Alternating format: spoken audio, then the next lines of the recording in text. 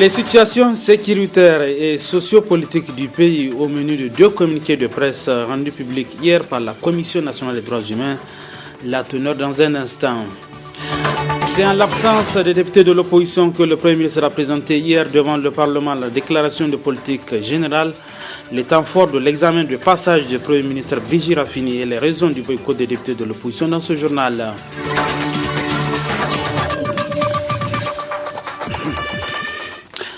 Mesdames et bonsoir, bonne rupture de jeûne à toutes et à tous et bienvenue sur cette nouvelle édition d'information sur la télévision Labari.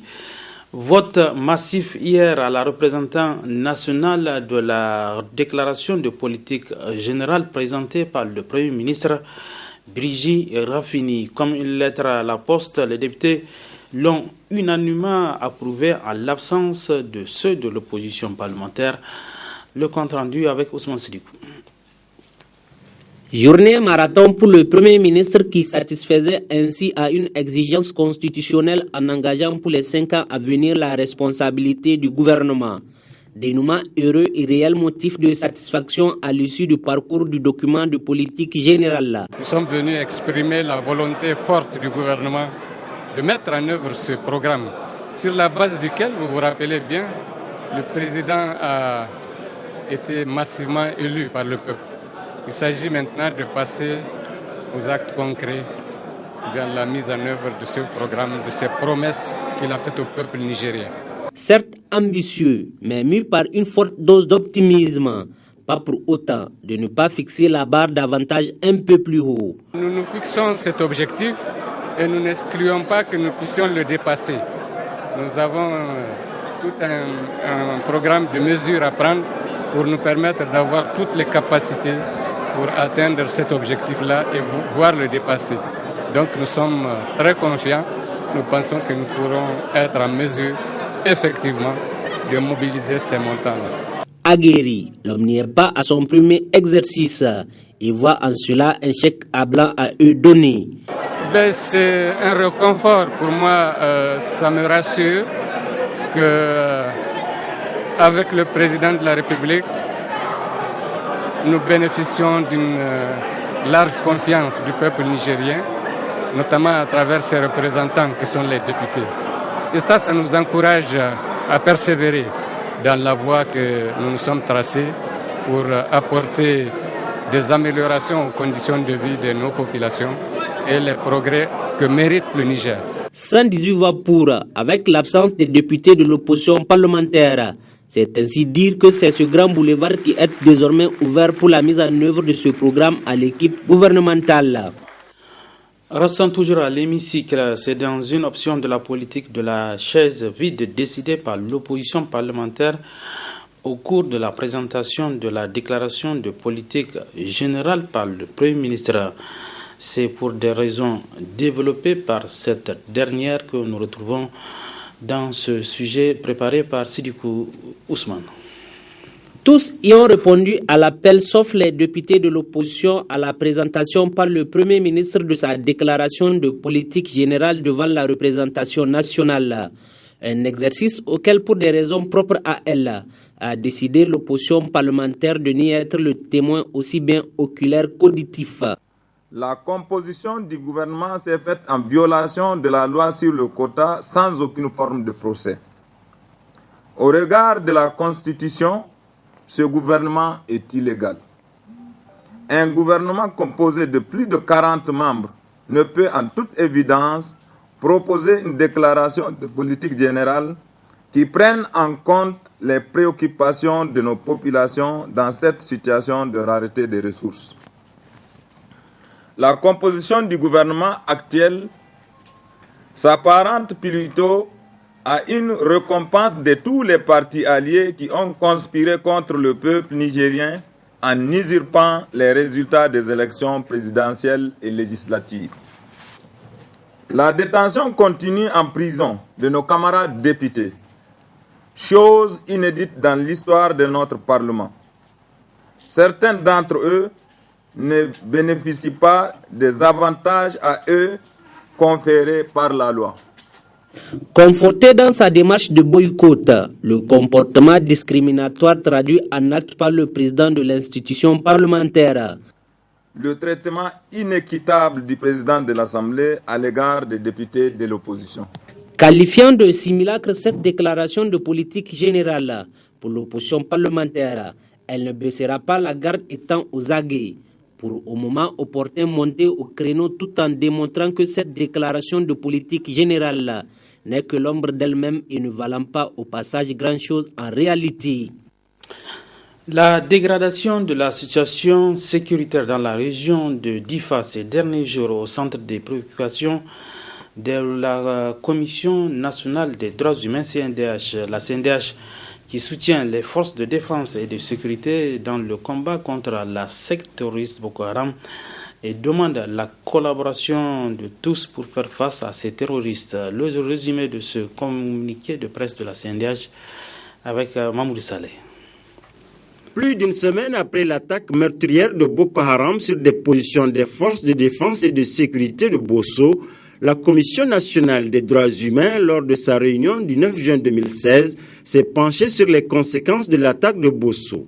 En cette douloureuse circonstance, dans un communiqué de presse, la CNDH a condamné ce qu'elle a qualifié d'attaque barbare et présente ses condoléances les plus émues aux familles des disparus et à l'ensemble des forces de défense et de sécurité, tout en souhaitant un prompt rétablissement aux blessés.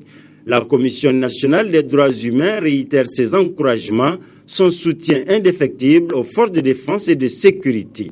La CNDH a lancé un appel à l'ensemble des Nigériens afin de créer un large front autour de nos forces de défense et de sécurité pour la défense de l'intégrité du Niger et faire échec aux groupes terroristes. En effet, les récentes attaques de Boko Haram dans la région de Difa ont occasionné le déplacement massif des populations. C'est pourquoi la CNDH demande au gouvernement de créer toutes les conditions pour l'accueil et la protection de ces déplacés et lance également un appel à la communauté nationale et internationale afin qu'elle apporte son soutien aux efforts des autorités nigériennes. Enfin, pour pouvoir vaincre les forces obscurantistes, la CNDH appelle l'ensemble des Nigériens à la solidarité et à plus de vigilance en tout lieu et en tout temps. Un deuxième communiqué de presse de la Commission nationale des droits humains, cette fois-ci ce communiqué de presse est relatif à la situation sociopolitique qui prévaut actuellement dans notre pays. Plusieurs pans de la vie nationale à travers une radioscopie sans complaisance n'ont pas manqué d'être abordés et portés à la connaissance de l'opinion par la Commission nationale des droits humains CNDH dans ses communiqués de presse. Au vu de ses préoccupations, les délestages que Niamey, la capitale, à l'image d'autres localités subissent avec les populations impuissantes dont les activités sont sérieusement plombées, occasionnant un sérieux manque à gagner, tout comme leur droit à un accès à l'eau potable piétiné. Quant aux nombreux cas, mais aussi récurrents d'accidents de la circulation, le plus souvent meurtriers, les usagers y sont pour beaucoup. Mais tout de même, la responsabilité est collective, partagée. Chacun se doit de s'assumer et jouer le rôle qui lui est dévolu. Poursuit toujours le même communiqué qui table sur la question des atteintes aux libertés fondamentales. Un passage fait observer d'interdiction de manifester. Les manifestants en paient le prix. Des circonstances d'interpellation des journalistes parfois attentatoires aux droits humains se sentent préoccupés. La CNDH en a demandé à la justice pour une question de respect de dignité à un traitement diligent de tous les dossiers pendants, surtout le cas de certains acteurs de la vie politique et autres justiciables qui continuent de garder prison. Autre aspect de cette édition d'information, début ce matin au palais des congrès de Niamey de la commémoration du centenaire de la naissance du président Djori Hamani, un événement qui vise à faire découvrir le premier président nigérien à la jeune génération. Était au menu de cette première journée du centenaire une exposition photo et une conférence publique résumée ici par Adam Ousmana. C'est à travers une exposition photo portant sur les œuvres exceptionnelles et l'itinéraire politique prodigieux de Djori Hamani que débutent les festivités marquant le centenaire de la naissance du père de l'indépendance. Un film documentaire sur le parcours politique de Diori Hamani, réalisé par notre défunt confrère Issa Hamidou Mayaki, a été projeté à l'assistance au rang de laquelle le Premier ministre Brigitte Raffini. En marge de cette exposition, PhD Mamoudou Jibo nous parle de la portée historique de l'événement. L'événement a tout son sens. C'est plutôt les Nigériens qui ne lui ont pas donné le sens qu'il mérite. Parce que Diori n'appartient pas à la famille Diori, n'appartient pas au RDA. Diori est un patrimoine national. C'est avec lui que le Niger a accédé à l'indépendance, même s'il y a des réserves du point de vue historique qu'il faut faire sur le combat réorienté depuis 1950 jusqu'à 1960. Il n'est pas à nier quand même que c'est avec Diori que le Niger a accédé à l'indépendance et que le Niger a accédé à l'indépendance en 1960 sur un terrain nu. On est obligé de tirer le chapeau à Diori Hamani. Diori Hamani a pris l'initiative contre la volonté de la France de diversifier le partenariat du Niger en s'orientant vers le Canada. Une commémoration pour la réussite de laquelle la contribution de la famille du premier président du Niger a été inestimable au vu de l'importance de l'événement à leurs yeux. Cet événement est très très important pour nous puisqu'il honore plutôt la mémoire du feu président Diori Hamani. C'est l'occasion en fait pour les jeunes générations de venir découvrir les œuvres, les réalisations du président Diori Hamani. C'était un grand-père exemplaire, un homme qui était vraiment soucieux de sa famille, qui prenait les nouvelles de sa famille à travers les lettres que vous avez vues exposées là-bas. Avec lui, on me blaguait beaucoup. Il m'appelait d'ailleurs l'indigène des colonies. Présent au lancement de ce centenaire, le chef du gouvernement n'a pas manqué de saluer la réussite de l'organisation de cette commémoration. Quand on voit l'histoire de Diori, l'histoire du Niger qui est liée, comme cela nous a été rappelé, qui est liée à l'histoire de Diori lui-même, c'est tout à fait l'objet de notre fierté aujourd'hui. Nous devons capitaliser ces données et savoir que c'est des leviers sur lesquels nous devons continuer notre action sur la base des initiatives louables qui ont été menées par ce fils de la nation, ce frère fils de la nation. Il avait de très très belles idées, de très bonnes intentions.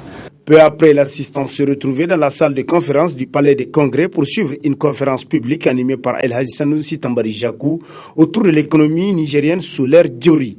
Une jeune économie, mais bien portante, forte de plus de 87 sociétés et établissements d'économie mixte, dira le conférencier.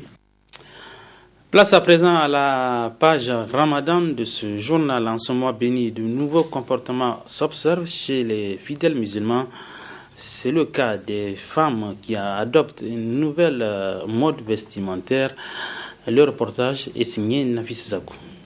En cette période de Ramadan, elles sont nombreuses les dames et jeunes filles qui changent leur comportement vestimentaire.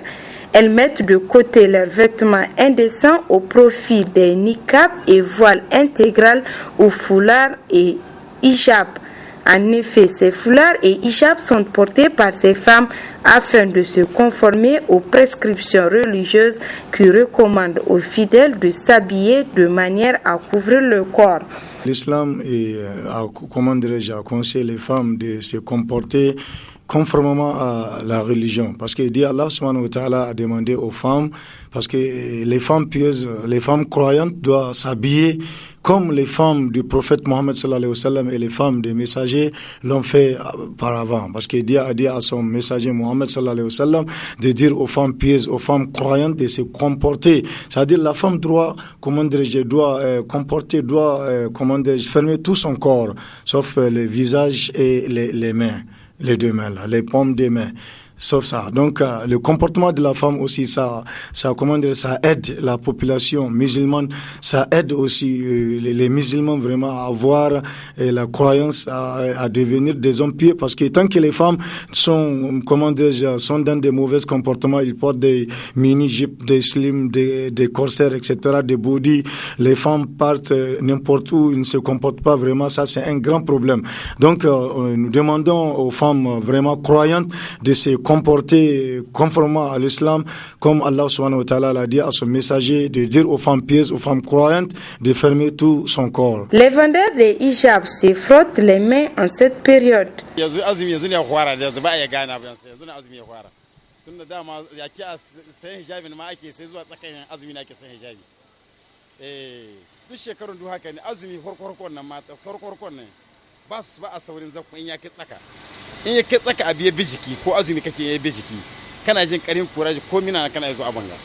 Espérons que ce changement de comportement pendant le mois de Ramadan doit être continuel même pendant les autres mois de l'année.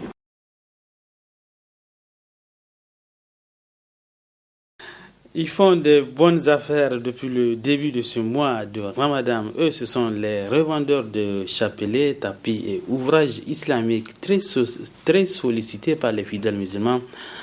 Pour le reportage, retrouvant Asma Oseidou. Ils sont pourtant disponibles sur les marchés, mais les clients se font rares.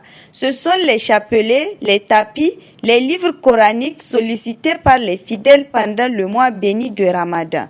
Mais cette année, les vendeurs grossistes et détaillants se plaignent du manque d'engouement autour des points de vente. Ça ne marche pas comme on le souhaite, car l'on peut se promener toute la journée sans rien gagner. Avant le Ramadan, les affaires marchaient plus que maintenant.